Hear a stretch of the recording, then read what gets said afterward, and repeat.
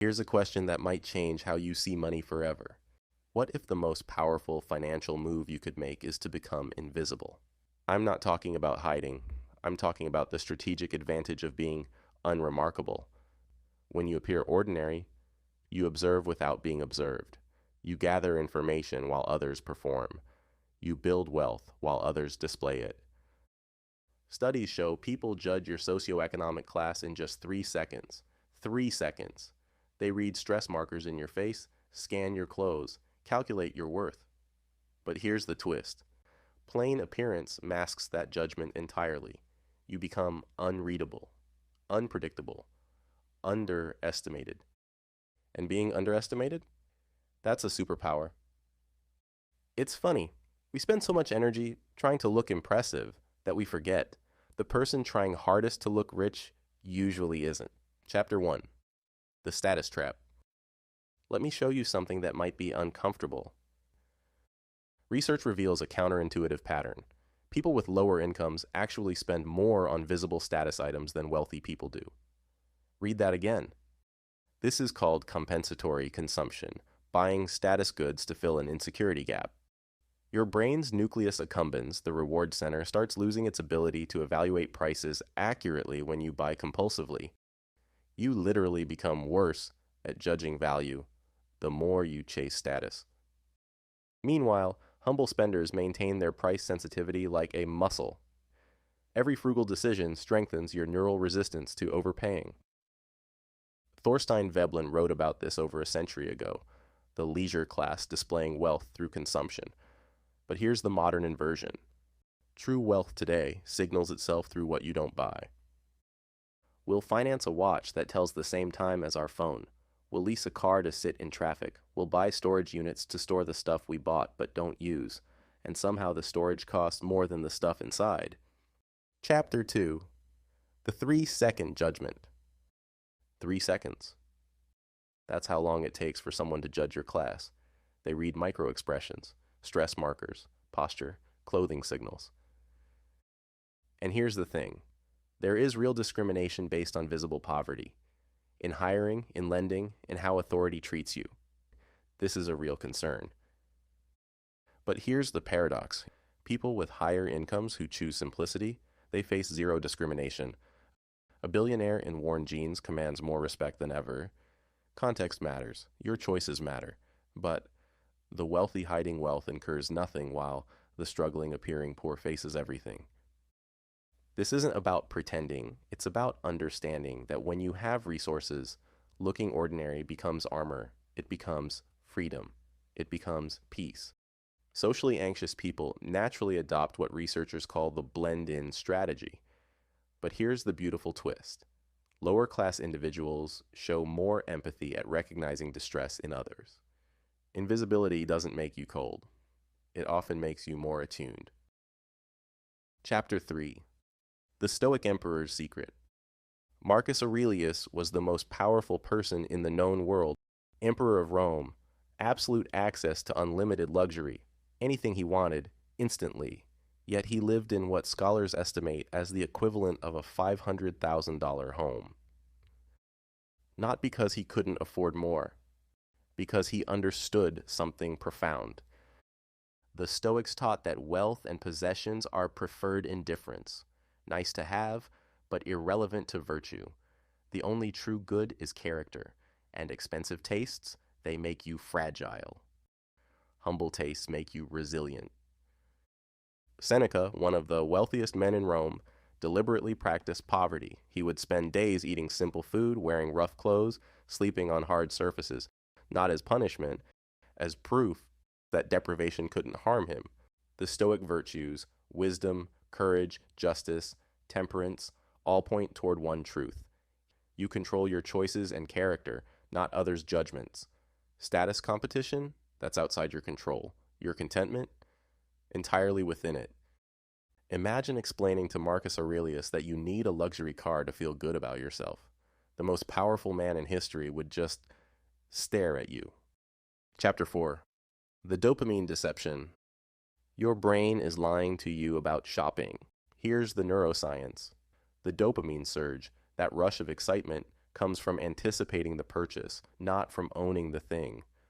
The moment you buy it, dopamine drops.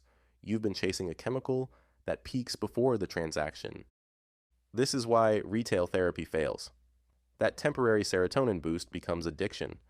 The anterior cingulate cortex, your guilt center, activates after buying. You chase pleasure, catch guilt every time. But delayed gratification? That creates genuine satisfaction. The research is clear. Experiences last while material purchases lose novelty fast. You adapt. The hedonic treadmill spins. You need more to feel the same. The purchase decision delay protocol. Before any purchase, ask 3 questions. 1. Do I need this, or do I want the feeling of buying it? 2. Will this matter in 3 months? 3. What else could this money become? See every dollar as a seed that could compound 100 times. Suddenly, that purchase looks different. We'll spend 8 hours researching a $50 purchase and 8 seconds deciding on $500 shoes. Our brains are not great at this. Chapter 5. Freedom equals wealth divided by wants. Write this down. Freedom equals wealth divided by wants. This is the equation. Most people only try to increase the numerator, make more money, but look at the math. You can double your freedom by halving your wants. No raise required, no side hustle, no sacrifice, just wanting less. Let me show you the numbers. Someone saving 50% of their income reaches financial independence in 15 to 20 years. Someone saving 10%, 40 years plus, same income, radically different timelines. And here's the practical power. If you can live on $30,000 a year, you only need $750,000 invested to never work again. The 4% rule, 25 times your annual expenses, and you're free forever. Compare that to someone spending $100,000 a year. They need $2.5 million. Same freedom, dramatically different price tags. Variable expenses are where this game is won or lost. Your fixed costs, rent, basic utilities, are harder to change. But discretionary spending, shopping, dining, entertainment, that's where small decisions compound into massive freedom. Appreciate you sticking around. If you liked what you heard, smash that like button, hit subscribe, and drop a comment. I'd love to hear your take. And if you know someone who'd enjoy this, share it with them. Chapter 6. The Billionaire Uniform. Warren Buffett is worth over $130 billion. He lives in a house he bought in 1958 for $31,500. Today's value? Around $350,000, less than many middle-class homes. Charles Feeney gave away $8 billion, and you've probably never heard of him. He flew coach, wore a $15 watch, made himself invisible on purpose. Charlie Munger, Buffett's partner, asked the perfect question. Who needs a Rolex to tell them what time it is? He understood. Envy drives the world. Immunity comes from humble choices. Steve Jobs, Mark Zuckerberg, the pattern is undeniable. The ultra-wealthy dress plainly not because they can't afford luxury, because status seeking is beneath them. They've graduated from that game. Here's the psychological truth. A quiet presence, plain clothes, simple car, becomes more commanding than ostentation. Restraint alone signals that you have so much you don't need to display. Power without display, the ultimate flex is not flexing. Visible status displays don't increase respect. They increase envy, and envy attracts attention, the opposite of what these billionaires want. They've discovered the ultimate luxury, being left alone. Chapter 7. Minimalism isn't deprivation. Let's clear up a dangerous misconception. Minimalism is not deprivation.